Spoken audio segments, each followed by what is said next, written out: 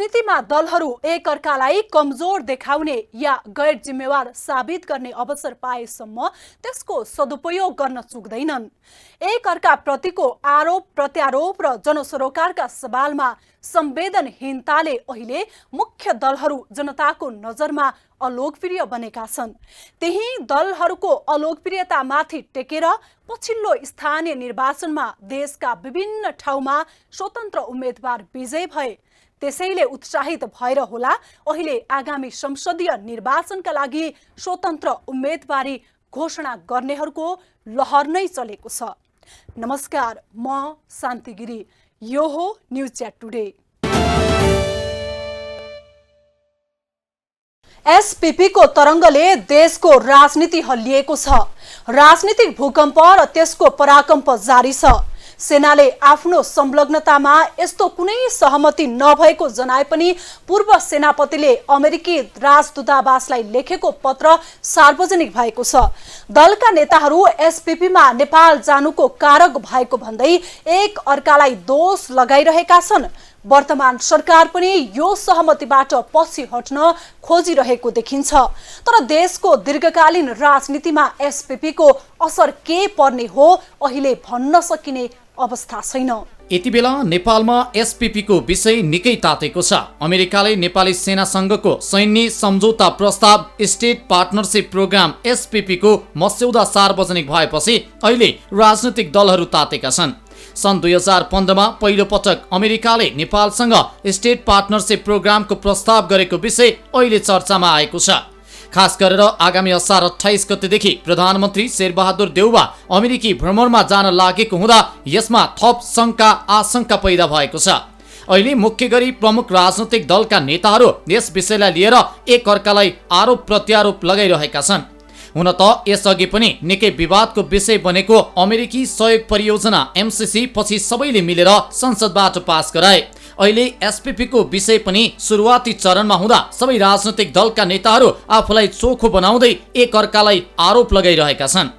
विशेष गरेर अहिले सरकारमा रहेको सत्तारूढ दलले प्रतिपक्षी दल एमालेको सरकार भएकै बेलामा एसपीपी सम्झौता कार्यान्वयन भएको बताइरहेको छ भने प्रतिपक्षले अहिलेको सरकारले अन्तर्राष्ट्रिय मामिलामा राष्ट्र र राष्ट्रहित विपरीत काम गरिरहेको आरोप लगाउने काम भइरहेको छ।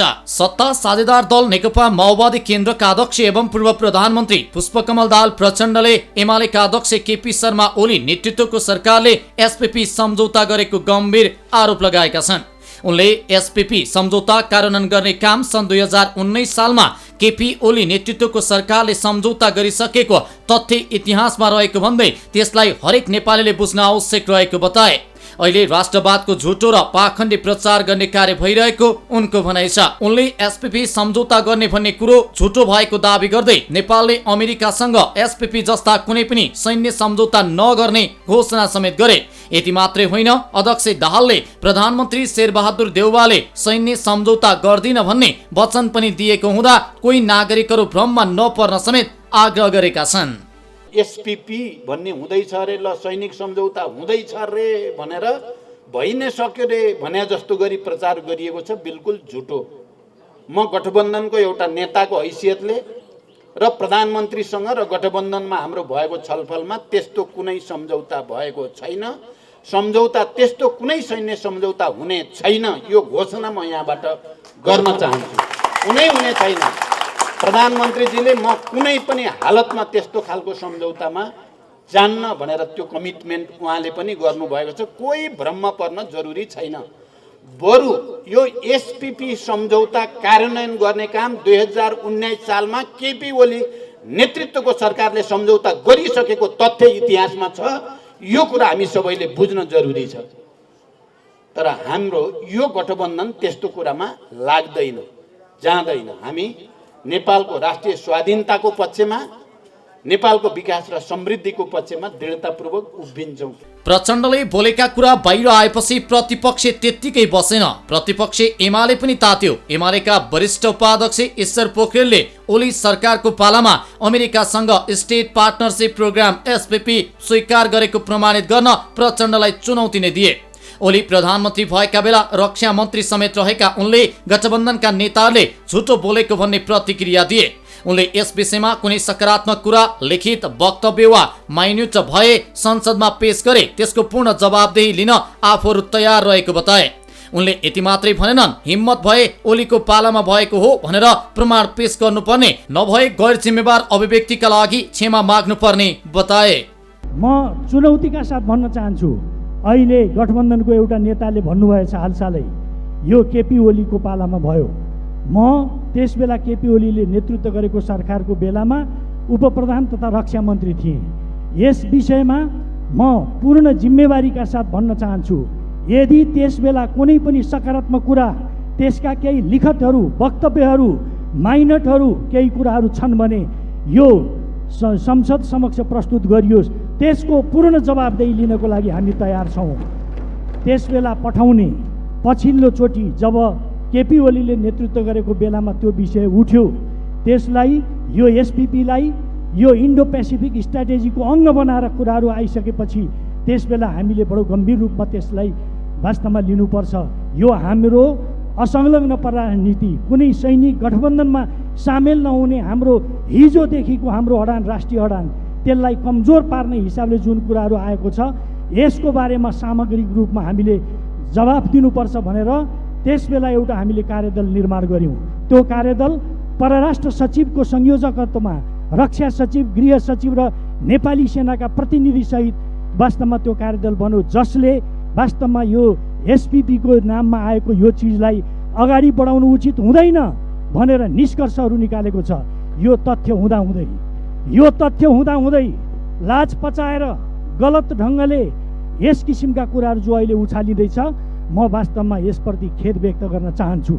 यो विषय बाहिर आएपछि यसतर्फ राष्ट्रपति विद्यादेवी भण्डारीको पनि ध्यान आकर्षण भयो। एसपीपीका नाममा नेपालमा अमेरिकी सेनाको प्रत्यक्ष उपस्थिति हुने गरी आएको प्रस्तावमा राष्ट्रपति भण्डारीले पनि चासो राखिन्। यस्तै यो विषयसँग प्रत्यक्ष रूपमा नेपाली सेनासँग जोडिएपछि यसमा नेपाली सेनाले विज्ञप्ति निकालेर आफ्नो गम्भीर ध्यान आकर्षण भएको जनायो। अमेरिकी सेनासँग एसपीपी सम्बन्धी कुनै पनि सम्झौता नगरेको सेनाको भनाइ छ। एसपीपी सम्बन्धी कुनै पनि सम्झौता वा साझेदारी नेपाली सेनाले अमेरिकी सेना वा सरकारसँग नगरेको र नभएको साथै त्यस्तो सम्झौता गर्नेतर्फ कुनै प्रक्रिया समेत नभएको साथै नेपालले अवलम्बन गरेको असंलग्न परराष्ट्र नीति नेपालको विशिष्ट भू राजनैतिक अवस्थित एवं सामरिक संवेदनशीलतामा प्रतिकूल असर गर्ने गरी कुनै पनि सैनिक समझदारी भविष्यमा कोहीसँग पनि गर्न नहुने वस्तुगत यथार्थमा नेपाली सेना सदैव प्रष्ट र सचेत रहेको सेनाको विज्ञप्तिमा उल्लेख छ।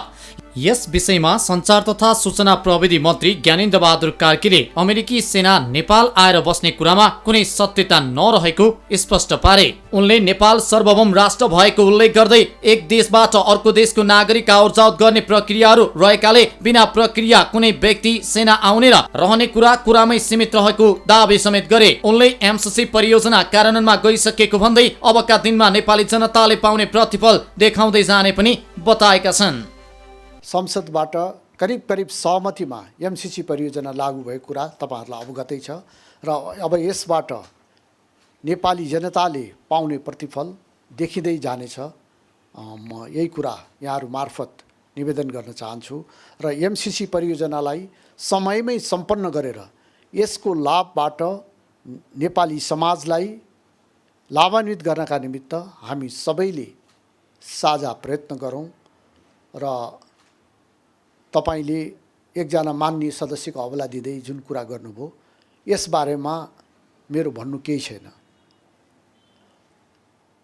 हाम्रो एउटा सार्वभौम सम्पन्न स्वतन्त्र राष्ट्र हो र एक देशबाट अर्को देशको नागरिक आवत जावत गर्ने प्रक्रियाहरू छन्।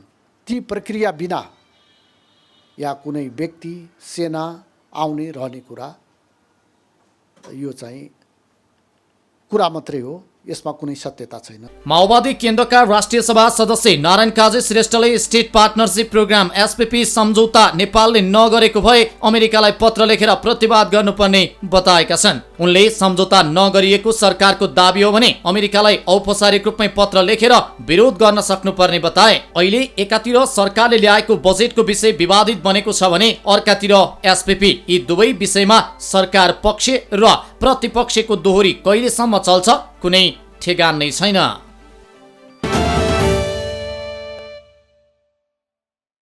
यसैबीच भर्खरै जारी भएको देशको बजेटका सम्बन्धमा संसदमा भएको बहसपछि अर्थमन्त्री र प्रधानमन्त्रीले उठेका प्रश्नको जवाब संसदमा दिएका छन्। संघीय बजेट आएसँगै प्रदेश सरकारहरूले पनि प्रत्येक प्रदेश संसदमा प्रदेशको बजेट प्रस्तुत गरेका छन्। विगतमा अनुमोदित बजेटको आधा समेत खर्च गर्न नसकेको भनेर आरोपित भइरहेका प्रदेशहरूले यस पटक विगतमा भन्दा ठूलो बजेट ल्याएका छन्। कर्णाली बाहेक अन्य प्रदेशका बजेट उल्लेख्य रूपमा बढेको छ। तर चालू खर्च बाहेकको खर्चको हविगत विगतको बजेट जस्तै हुने हो कि भन्ने आशंका यथावत छ। प्रदेशहरूले चालू आर्थिक वर्ष 2078-79 को वास्तविक खर्चभन्दा औसतमा झन्डै 1.5 गुणा ठूलो हुने गरी आगामी आर्थिक वर्ष 2079-80 को बजेट ल्याएका छन्। साथै प्रदेश सरकारका आर्थिक मामिला मन्त्रीहरूले बुधबार आफ्नो प्रदेश सभामा प्रस्तुत गरेको कुल बजेट 3 खर्ब 5 अर्ब 46 करोड बराबर छ, जुन चालू आर्थिक वर्षमा प्रदेशहरूले गर्ने संशोधित खर्च अनुमान भन्दा झन्डै 48.59% ले बढी हो। हरेक वर्ष असार 1 गतेभित्र प्रदेश सभामा बजेट पेश गर्नुपर्ने कानुनी व्यवस्था छ। पछिल्लो 3 आर्थिक वर्षमा प्रदेशहरूको औसत बजेट खर्च 56.42% रहेको देखिन्छ।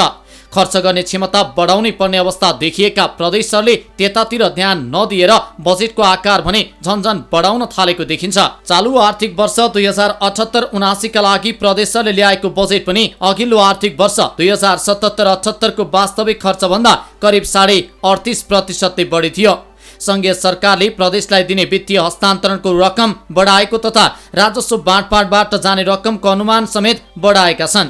संघीय सरकारको सिक्को गर्दै प्रदेशहरूले वास्तविक खर्चभन्दा ठूलो आकारको बजेट ल्याएको सरकारवाला बताउँछन्। आगामी आर्थिक वर्षका लागि सबैभन्दा ठूलो बजेट बागमती प्रदेशले ल्याएको छ। बागमती प्रदेशले चालू आर्थिक वर्षको 18.55% ले ठूलो हुने गरी 70 अर्ब 93 करोड 83 लाख रुपैयाँ बराबरको बजेट ल्याएको हो। सबैभन्दा सानो बजेट ल्याउनेमा कर्णाली प्रदेश नै रहेको छ। कर्णालीले 32 अर्ब 61 करोड 61 लाखको बजेट ल्याएको छ। प्रदेशहरूले ल्याएको बजेट कार्यान्वयनका लागि आवश्यक स्रोतमा सबैभन्दा ठूलो हिस्सा संघीय सरकारले दिने वित्तीय हस्तान्तरण रकम रहेको छ। बजेटका लागि आवश्यक 1 खर्ब 30 अर्ब 19 करोड 92 लाख रुपैयाँ रकम वित्तीय हस्तान्तरणबाट पूर्ति गरिने प्रदेशहरूको अनुमान छ, जुन कुल बजेटको 42.62% बराबर हुन आउँछ। आन्तरिक राजस्वबाट करिब 26 अर्ब रुपैयाँ परिचालन हुने प्रदेशहरूले अनुमान गरेका छन्। बाँकी स्रोत भने राजस्व बाँडफाँड, आन्तरिक ऋण र अनुदानबाट पूर्ति गरिने उल्लेख गरिएको छ। 4वटा प्रदेशले ऋण उठाउने, 3वटाले अनुदान परिचालन गर्ने। कानुनी तथा संस्थागत संरचना बनिसकेको अवस्थामा 4वटा प्रदेशले ऋण उठाउने घोषणा गरेका छन्। मधेस, गण्डकी, लुम्बिनी र सुदूरपश्चिम प्रदेश सरकारले बजेट पूर्ति गर्न ऋण उठाउने घोषणा गरेका हुन्। मधेस प्रदेशले 1 अर्ब 82 करोड 10 लाख 18 हजार रुपैयाँ आन्तरिक ऋण उठाउने लक्ष्य लिएको छ। यस्तै गण्डकी प्रदेशले 1 अर्ब आन्तरिक ऋण र 1 अर्ब नेपाल सरकारसँग ऋण उठाउने लक्ष्य लिएको छ। लुम्बिनी प्रदेश र सुदूरपश्चिम प्रदेशले पनि 1-1 अर्ब आन्तरिक ऋण परिचालन गर्ने लक्ष्य लिएका छन्। यस्तै आगामी आर्थिक वर्षमा 3वटा प्रदेशले अनुदान परिचालन गर्ने लक्ष्य लिएको छ। त्यस्तै मधेसले अनुदानबाट 4 करोड 33 लाख 47 हजार र कर्णाली प्रदेशले अन्य सहायता शीर्षकबाट 2 करोड 5 लाख स्रोत परिचालन गर्ने भएको हो। यस्तो छ 7वटा प्रदेशको बजेट। 6 प्रदेश सरकारले विगतको तुलनामा केही बढाएर बजेट प्रस्तुत गरेका छन् भने 1 प्रदेशले बजेटको आकार घटाएको छ। आकारमा सबैभन्दा ठूलो बजेट बागमती प्रदेशले प्रस्तुत गरेको छ भने सबैभन्दा सानो कर्णाली प्रदेशले प्रस्तुत गरेको छ। बागमती प्रदेशले 70 अर्ब 93 करोडको बजेट ल्याएको छ। कर्णाली प्रदेशले गत आर्थिक वर्षका भन्दा 3 अर्ब 93 करोड घटाएर 32 अर्ब 61 करोडको बजेट प्रस्तुत गरेको छ। अन्य प्रदेशहरूमा प्रदेश नम्बर 1 ले 39 अर्ब 73 करोड प्रस्तुत गरेको छ भने मधेस प्रदेशले 46 अर्ब 88 करोडको बजेट प्रस्तुत गरेको छ। गण्डकी प्रदेशले 35 अर्ब 90 करोडको बजेट प्रस्तुत गरेको छ। लुम्बिनी प्रदेशले 42 अर्ब 63 करोड तथा सुदूरपश्चिम प्रदेशले 36 अर्ब 74 करोड बजेट प्रदेश सभामा प्रस्तुत गरेको छ। विगतका वर्ष कोभिडले गर्दा सानो आकारको बजेट ल्याएका प्रदेशहरूले आगामी आर्थिक वर्षका लागि भने बजेटको आकार केही बढाएका छन्। समग्रमा आगामी आर्थिक वर्षका लागि प्रदेशको बजेट करिब 3 खर्ब 5 अर्ब 42 करोड रहेको छ। चालू आर्थिक वर्षमा समग्र प्रदेशको बजेट 2 खर्ब 61 अर्ब 82 करोड रुपैयाँ रहेको थियो। आगामी आर्थिक वर्षका लागि प्रदेशहरूले बजेटको आकार 43 अर्ब 6 करोड बढाएका छन्। चालु आर्थिक वर्षको तुलनामा आगामी आर्थिक वर्षका लागि बागमती प्रदेश सरकारले सबैभन्दा धेरै 13 अर्ब 21 करोड बढाएको छ। प्रदेश एकले 7 अर्ब 27 करोड बढाएर बजेट प्रस्तुत गरेको छ। यस्तै मध्य प्रदेशले बजेटको आकार 13 अर्ब 9 करोड बढाएको छ भने गण्डकी प्रदेशले 5 अर्ब 87 करोड बढाएको छ। लुम्बिनी प्रदेशले 1 अर्ब 68 करोड बढाएको छ। कर्णाली प्रदेशको बजेट भने घटेको छ। चालु आर्थिक वर्षमा 36 अर्ब 54 करोड रुपियाँ रहेको बजेट आगामी आर्थिक वर्षका लागि भने 32 अर्ब 61 करोड प्रस्तुत गरिएको छ। यस्तै सुदूरपश्चिम प्रदेश सरकारको बजेटको आकार पनि 6 अर्ब 41 करोडले बढेको छ।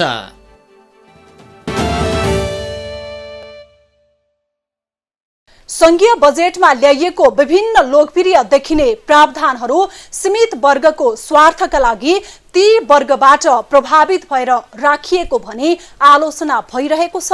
यता प्रदेशका बजेटमा पनि यस्ता प्रावधान प्रशस्त देखिन्छन्। सायद आगामी निर्वाचन अघिको अन्तिम बजेट भएर होला प्रत्येक प्रदेशको बजेटमा लोकप्रिय कार्यक्रमहरू प्रशस्त देखिन्छन्। प्रदेश सरकारहरूले 5 वर्षको अन्तिम आर्थिक वर्षको नीति तथा कार्यक्रममा पनि पुरानै कार्यक्रमलाई निरन्तरता दिएका छन्। खासै नयाँ गौरवका आयोजना ल्याउन नसकेका प्रदेशले पुरानैलाई निरन्तरता दिएका हुन्। आगामी आर्थिक वर्षका लागि पनि अधिकांश प्रदेश सरकारले कृषिलाई नै प्राथमिकता दिएका छन्। प्रदेशहरूले पहिलो आर्थिक वर्ष प्रस्तुत गरेका कार्यक्रम पनि कार्यान्वयन गर्न सकेका छैनन्। आर्थिक वर्ष 2079-80 को नीति तथा कार्यक्रममा पनि अधिकांश कार्यक्रम कार्यान्वयनमा जटिलता नै देखिन्छ। यस्तो छ 7 वटै प्रदेशको आर्थिक वर्ष 2079-80 का नीति तथा कार्यक्रम। बागमती प्रदेश सरकारले आगामी आर्थिक वर्ष 2079-80 को नीति तथा कार्यक्रममा पुरानो कार्यक्रमलाई नै प्राथमिकतामा राखेको छ। बागमती सरकारले प्राविधिक शिक्षा, मुख्यमन्त्री स्वास्थ्य कार्यक्रम, एक विद्यालय एक नर्स, छोरी बुहारीलाई छात्रवृत्ति, वैज्ञानिक खोज अनुसन्धान परिषद स्थापना गर्ने, सहयोगापेक्षी सडक मानवमुक्त बागमती प्रदेश बनाउने कार्यक्रम अघि सारेको छ। यस्तै गुणस्तरीय जनशक्तिको उत्पादन र रोजगारी सिर्जना, उत्पादन र उत्पादकत्व वृद्धि, दिगो पूर्वाधार निर्माण, दिगो विकास, पर्यावरणीय संरक्षण र सन्तुलन, असमानता र गरिबी न्यूनीकरण, सुशासन र सार्वजनिक सेवामा नागरिकहरूको सहज पहुँचलाई प्राथमिकता दिइएको छ। युवा सचेतना अभियान अघि बढाइने, एक घर एक धारा कार्यक्रम अघि बढाइने नीति तथा कार्यक्रममा उल्लेख गरिएको छ। यस बाहेक केही नयाँ योजना पनि छन्। बागमती सरकारले कृषि, स्वास्थ्य, शिक्षा र युवाको क्षेत्रमा केही नयाँ योजनालाई प्राथमिकता दिएको छ। समतामूलक समाजको निर्माण गर्न ओडा स्तरबाट अभ्यास गर्ने गरी नमुना ओडा समाजवादी कार्यक्रम अघि बढाउने उल्लेख छ। नयाँ योजनाको रूपमा नीति तथा कार्यक्रममा 50 बेडको सुविधा सम्पन्न प्रदेश स्तरीय सरुवा रोग अस्पताल स्थापना गर्ने समेटिएको छ। स्वास्थ्य क्षेत्रलाई प्राथमिकता दिँदै जनयुद्ध र जनआन्दोलनका घाइतेलाई प्रादेशिक अस्पतालहरूबाट निशुल्क उपचारको व्यवस्था गरिनेछ। यस्तै हेटौडा, भक्तपुर, त्रिशुली, सिन्धुली, धादिङ, बकुलहर र पशुपति चौलागाई स्मृति अस्पताललाई विशिष्टीकृत स्वास्थ्य सेवा प्रदायक अस्पतालको रूपमा स्तर उन्नति गर्ने, कक्षा 11 र 12 मा अल्पसंख्यक, लोपोन्मुख, अति सीमान्तकृत, दलित समुदायका छात्र छात्रामध्ये प्रति स्थानीय तहका 1 जनालाई शैक्षिक छात्रवृत्ति प्रदान गरिने, इनोभेसन सेन्टर स्थापना गरिने, 20 जना भन्दा बढी ज्येष्ठ नागरिक सहित सञ्चालनमा रहेका वृद्धाश्रममा नर्सिङ सेवा उपलब्ध गराइने, चेपाङ विशेष संरक्षित क्षेत्र बनाइने, बागमती प्रदेश पूर्ण उज्यालो प्रदेश कार्यक्रम नयाँ योजनाको रूपमा अघि बढाइने उल्लेख छ। गण्डकी प्रदेशको आर्थिक वर्ष 2079-80 को नीति तथा कार्यक्रममा प्रदेशमा रोजगार सिर्जना गर्ने, दक्ष कामदार उत्पादन गर्ने, कृषि उत्पादन, रोजगार र प्रदेशका राजस्व वृद्धिलाई प्राथमिकता दिएको छ। प्रदेश नीति तथा कार्यक्रममा पुराना प्रदेश गौरवका योजनाहरूलाई निरन्तरता दिएको छ। युवा वैज्ञानिकलाई प्रोत्साहन गर्न युवा वैज्ञानिक कार्यक्रम सुरु गर्ने, प्रदेश सरकारसँग बा आमा कार्यक्रम सञ्चालन गरिने, प्रदेशको विज्ञान तथा प्रविधि प्रतिष्ठानको कार्यालय तथा प्रयोगशालाका लागि आवश्यक भौतिक पूर्वाधार निर्माण गरिने उल्लेख गरिएको छ। प्रदेश सरकारले विगतमा दिँदै आएको कृषि अनुदान कटौती गरेको छ। यस्तै प्रदेशलाई खाद्यान्नमा आत्मनिर्भर बनाउने, अण्डा तथा फलफुल निर्यात गर्न आवश्यक तयारी गर्ने, रैथाने जातको बिउ संरक्षणमा जोड दिने, एक सहकारी एक उत्पादन अभियान सञ्चालन गर्ने नीति सरकारले लिएको छ। नवलपरासी बर्दघाट सुस्ता पूर्वमा नेपाल विश्वविद्यालय स्थापना गर्न सहजीकरण गर्ने, प्रदेश प्रमुखसँग युवा वैज्ञानिक कार्यक्रम सुरु गर्ने, लमजुङको कोलासो थारलाई विश्व सम्पदा सूचीमा सूचीकृत गर्न आवश्यक पहल गर्ने जनाइएको छ। खेल्छ गण्डकी नारालाई आत्मसात गर्दै प्रदेश खेलकुद नीति बनाई कार्यान्वयन गर्ने, गाउँ गाउँसम्म खेलकुदको विस्तार, एक स्थानीय तह एक खेल मैदान कार्यक्रम नीति तथा कार्यक्रममा समेटिएको छ। पर्यटकीय पूर्वाधार प्रचार प्रसार तथा सेवा प्रवाहको क्षमतामा सुधार गर्ने, पोखरा अन्तर्राष्ट्रिय विमानस्थलको सञ्चालनका लागि आवश्यक समन्वय तथा सहजीकरण गर्ने, अन्तर्राष्ट्रिय व्यापार मेलाको आयोजना गर्ने नीति तथा कार्यक्रममा उल्लेख छ। सिद्धार्थ राजमार्गको पोखरा रामदी खण्ड, पृथ्वी राजमार्गको पोखरा मुगलिन खण्डको स्तर वृद्धि गर्ने, मध्य पहाडी लोकमार्गको निर्माण हुन बाँकी खण्ड सम्पन्न गर्ने, काली गण्डकी करिडोरको स्तर वृद्धि गर्ने, तनहुँ हाइड्रो हुलाकी राजमार्ग आयोजना समयमा सम्पन्न गर्न सहजीकरण गर्नेछ। जलाशय युक्त बुढी गण्डकी र उत्तर गंगा जलविद्युत आयोजनाको यथाशीघ्र छिटो निर्माण सुरु गर्न आवश्यक पहल गर्ने नीति तथा कार्यक्रम गण्डकी सरकारले अघि सारेको छ। लुम्बिनी प्रदेश सरकारले आगामी आर्थिक वर्ष 2079-80 को नीति तथा कार्यक्रममा शिक्षा, स्वास्थ्य, पूर्वाधार विकास तथा रोजगारी सिर्जनालाई मुख्य प्राथमिकतामा राखेको छ। स्थायी राजधानी तोकिएको क्षेत्र राप्तीलाई प्रदेश पहिचान झल्किने गरी सरकारको गौरवको आयोजनाका रूपमा विकास गरिने उल्लेख छ। प्रदेश सरकारले प्रदेशकै नमुनाको रूपमा लुम्बिनी प्रदेशलाई विकास गर्न प्रदेशको छुट्टै पहिचान झल्किने गरी गुरु योजना निर्माण गर्ने, यसको पूर्वाधार निर्माण र जग्गा व्यवस्थापनका लागि संघीय सरकार र स्थानीय तहसँग समन्वय र सहकार्य गरेर अगाडि बढ्ने नीति तथा कार्यक्रममा उल्लेख गरिएको छ। त्यसैगरी अस्थायी मुकाम बुटवललाई आर्थिक र कपिल वस्तुलाई सांस्कृतिक राजधानीका रूपमा विकास गरिने भएको छ। त्यस्तै क्यान्सर तथा मुटु रोगीलाई जनही 2 लाख दिइने नीति तथा कार्यक्रममा उल्लेख गरिएको छ। स्थायी राजधानी क्षेत्र रहेको दाङको लालमटियामा 50 शय्याको अस्पताल बनाइने नीति तथा कार्यक्रममा समावेश गरिएको छ। लुम्बिनी र राप्ती प्रादेशिक अस्पतालमा क्यान्सर तथा मुटु रोगको उपचार, ओपीडी र जनरल बेड निःशुल्क गरिने भएको छ।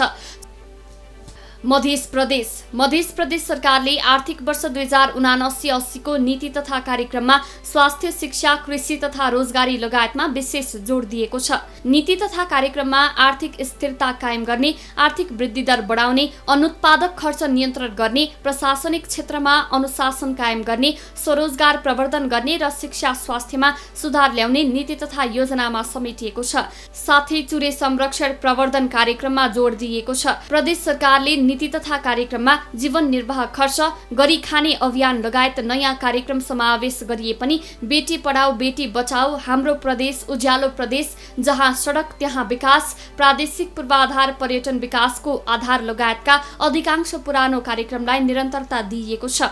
प्रदेशको मुख्य आर्थिक स्रोत कृषि रहेकोले कृषिलाई आधुनिकीकरण र प्रविधि मैत्री बनाई कृषिमा संरचनागत परिवर्तन गर्ने नीति प्रदेश सरकारले लिएको छ। प्रदेशका सप्तरी, सिराहा, महोत्तरी, सर्लाही र धनुषा जिल्लालाई आँपको सुपर जोनको रूपमा तथा धनुषाको ढल्केबर, सर्लाहीको लालबन्दी सहित बागमतीसम्मको क्षेत्रलाई गुलभेडाको सुपर जोनका रूपमा विकास गरिने जनाइएको छ। प्रदेश सरकारले गरिब, विपन्न तथा कुनै नियमित आय स्रोत नभएका परिवारलाई पहिचान गरी उनीहरूलाई परिचय पत्रको आधारमा जीवन निर्वाह खर्चको लागि रकम उपलब्ध गराइनेछ भने बेरोजगार युवाहरूलाई नव उद्यमी कार्यक्रम तथा स्वरोजगार कार्यक्रम मार्फत स्रोत र साधन उपलब्ध गर्ने सरकारको नीति तथा कार्यक्रममा उल्लेख छ। प्रदेश 1 सरकारले पनि 2079-80 को नीति तथा कार्यक्रममा कृषि, पर्यटन, शिक्षा, स्वास्थ्य जस्ता क्षेत्रहरूलाई मुख्य प्राथमिकतामा राखेको छ। आत्मनिर्भर प्रदेशको नारालाई पनि निरन्तरता दिएको छ। कृषि क्षेत्र मार्फत आत्मनिर्भर अर्थतन्त्र निर्माण गर्ने, कृषिको आधुनिकीकरण गर्ने, किसानको उत्पादनलाई सजिलै बजार उपलब्ध गराउने घोषणा यस पटक पनि दोहोरिएको छ। कृषि क्षेत्रको उत्पादकत्व बढाउने, आत्मनिर्भर तुल्याउने र बढ्दो बजेट घाटा कम गर्न नीति तथा कार्यक्रममा उल्लेख छ। यसैगरी एक पालिका एक उत्पादनको नीति लिइने पनि कार्यक्रममा उल्लेख छ। यसैगरी उद्योग मैत्री वातावरण बनाउने, प्रदेश भू उपयोग योजना तयार पारी कार्यान्वयनमा ल्याउने, सहकारीलाई गरिबी न्यूनीकरणसँग जोडिने, स्वरोजगारमूलक कार्यक्रम सञ्चालन गर्ने योजना पनि नीति तथा कार्यक्रममा समेटिएको छ। प्रदेश एक सरकारले घरेलु मदिराको ब्रान्डिङ गर्ने योजना फेरि अघि सारेको छ। प्रदेश एक सरकारले प्रादेशिक सडक यातायात गुरु योजना तयार गरी कार्यान्वयन गर्ने पनि उल्लेख गरेको छ। प्रदेशभित्रका ठूला नदीमा जल यातायात सञ्चालनको सम्भाव्यता अध्ययन गर्ने, पर्यटकीय क्षेत्रमा जानका लागि, केबल कारका लागि प्रारम्भिक अध्ययन गर्ने, स्मार्ट सिटी तथा नमुना गाउँको पूर्वाधार निर्माणको लागि अगाडि बढाइने, विराटनगरको केसलिया र सिंघिया खोलाको सौन्दर्यीकरण गर्ने, प्रदेशभरका विभिन्न 60 स्थानमा साना सिँचाइ आयोजना निर्माण गर्ने पनि सरकारले घोषणा गरेको छ। आगामी 2 वर्षभित्र सबै नागरिकको घरमा विद्युत पुर्याउने जनाएको छ। कर्णाली प्रदेश सरकारले आर्थिक वर्ष 2079-80 को नीति तथा कार्यक्रममा विकास सम्बन्धी 6B को अवधारणा, बाटो, बिजुली, बजार, वन व्यवस्थापन र विचार भन्ने सूत्रलाई प्राथमिकतामा राखेको छ। कर्णाली प्रदेश अस्पताललाई स्वास्थ्य विज्ञान प्रतिष्ठानको रूपमा स्तर वृद्धि गरी स्वास्थ्य सेवातर्फ दक्ष जनशक्ति उत्पादन गर्ने नीति बनाइएको छ। मेक इन कर्णाली, मुख्यमन्त्री जीविकोपार्जन, मुख्यमन्त्री दलित आय आर्जन प्रवर्धन कार्यक्रम लगायतका केही नयाँ कार्यक्रम यो वर्ष समावेश गरिएको छ। यो वर्षलाई प्रदेश सरकारले कर्णाली वृक्षारोपण वर्षका रूपमा मनाउने नीति लिएको छ। नीति तथा कार्यक्रममा अधिकांश पुराना कार्यक्रम दोहोरिएका छन्। मुख्यमन्त्रीसँग जोडिएर आएका अधिकांश पुराना कार्यक्रमहरूलाई निरन्तरता दिइएको छ। यसअघि लोकप्रिय मानिएको बैंक खाता छोरीको सुरक्षा जीवनभरिको कार्यक्रमलाई यो पटक पनि निरन्तरता दिइएको छ। कर्णाली उज्यालो कार्यक्रमलाई पनि निरन्तरता दिइएको छ। युवालाई स्वरोजगार बनाउने अभियान सञ्चालन गर्नुका साथै मेक इन कर्णाली नामक कार्यक्रम सञ्चालन गरिने नीति तथा कार्यक्रममा उल्लेख गरिएको छ। खेलकुद पूर्वाधारका क्षेत्रमा र प्रदेश रङ्गशालालाई निरन्तरता दिइएको छ। पश्चिम सुर्खेतको सालकोट प्राथमिक स्वास्थ्य केन्द्रलाई 50 शैय्याको अस्पतालका रूपमा विकास गरिने नीति तथा कार्यक्रममा उल्लेख छ। बेरोजगार युवाहरूलाई रोजगार बनाउन उद्यमशीलता तथा स्वरोजगार कार्यक्रम सञ्चालन गर्ने नीति तथा कार्यक्रममा उल्लेख छ। पूर्वाधारका क्षेत्रमा ओडादेखि स्थानीय तहको केन्द्रसम्म र पालिकाको केन्द्रदेखि नजिकको राजमार्ग तथा मूल सडक जोड्ने सडकलाई 12 महिना सञ्चालन हुने गरी वातावरण मैत्री सडक निर्माण र स्तर उन्नति गरिने नीति तथा कार्यक्रममा समेटिएको छ। सुदूरपश्चिम प्रदेश सरकारले आर्थिक वर्ष 2079-80 को नीति तथा कार्यक्रममा नयाँ नारा पुराना योजनालाई निरन्तरता दिएको छ। नीति तथा कार्यक्रममा प्रदेश सरकारले रोजगारी सिर्जना तथा आर्थिक समृद्धि, शिक्षा, स्वास्थ्य, कृषि, पर्यटन, खेलकुद, पूर्वाधार विकास लगायतका कार्यक्रमलाई प्राथमिकता दिएको छ। यस्तै सुदूरपश्चिम प्रदेश सरकारले कृषि र पशुपन्छी क्षेत्रको व्यवसायीकरण, आधुनिकीकरण र बजारीकरणलाई मुख्य प्राथमिकता दिएको छ। आत्मनिर्भर कृषि, प्रदेश को समृद्धि, नमुना गाउँ आफै बनाऊ, प्रदेश सरकार कृषकको अभिभावक, एक खेतमा 3 बाली, उत्पादन वृद्धि गरौँ यसपालि जस्ता आकर्षक नारा सहित कृषि क्षेत्रको व्यवसायीकरण, आधुनिकीकरण, सामूहिकीकरण र बजारीकरणमा प्राथमिकता दिइएको छ। यसैगरी प्रदेश गौरवका आयोजना, गरिबी निवारण, उद्यमशीलता, स्वरोजगार, प्राविधिक विश्वविद्यालय सञ्चालन, लगानी मैत्री वातावरण, प्रदेश प्रमुख शैक्षिक सुधार कार्यक्रम, मुख्यमन्त्री बस्ती विकास कार्यक्रम, एक स्थानीय तह, एक औद्योगिक कार्यक्रम लगायत नीति तथा कार्यक्रममा समेटिएका छन्। आर्थिक विकास र गरिबी निवारणमा योगदान पुर्याउन उद्यम विकास, 150 विद्यालयमा सूचना तथा प्रविधि विस्तार गर्ने लगायतका कार्यक्रम नीति तथा कार्यक्रममा समेटिएको छ। एक स्थानीय तह, एक औद्योगिक ग्राम, एक जिल्ला, एक विशिष्ट उद्योग लगायतका कार्यक्रम पनि नीति तथा कार्यक्रममा परेका छन्। एसपीपीले केही समय नेपालको राजनीति तरङ्गित गर्नेछ। नेकपा एमालेका अध्यक्ष केपी शर्मा ओली प्रधानमन्त्री भएकै बेला सेनापतिले अमेरिकी दूतावासलाई लेखेको पत्र र त्यसको बोधार्थ रक्षा मन्त्रालय र परराष्ट्र मन्त्रालयमा दिएको तथ्य सार्वजनिक भएको छ। एमसीसी पछि केही समय फेरि नेपाली राजनीतिमा नयाँ बहस सुरु भएको छ। यो बहस कहाँ टुङ्गेला चासो रहने नै छ। हस्त आजलाई न्युज च्याट टुडे यति नै। हामी सबैलाई बिदा दिनुहोस्। नमस्कार।